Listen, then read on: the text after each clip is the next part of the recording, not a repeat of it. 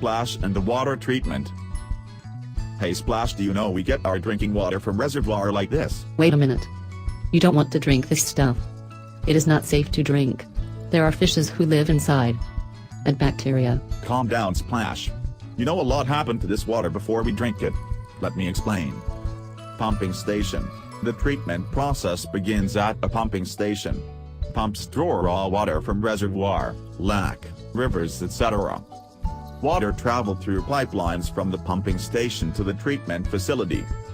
The first step from a cleaning process removes sediments and particles with the help of coagulant. Coagulants are chemicals that act like magnets. They make particles in the water stick together. These group of particles are called flocks. So, the process is called flocculation. Common process are then used to separate and remove flocks from the water, sedimentation.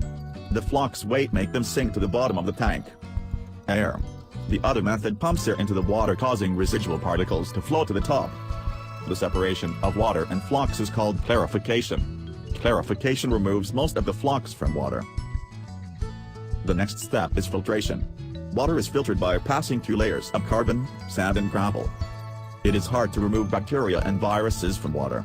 That's why before being drinkable, water needs to be disinfected by adding chlorine and ozone. Ozone is supercharged oxygen. The bubbles of ozone scrub and disinfect viruses, germs and fungi. Finally, drinking water ready to be distributed to home.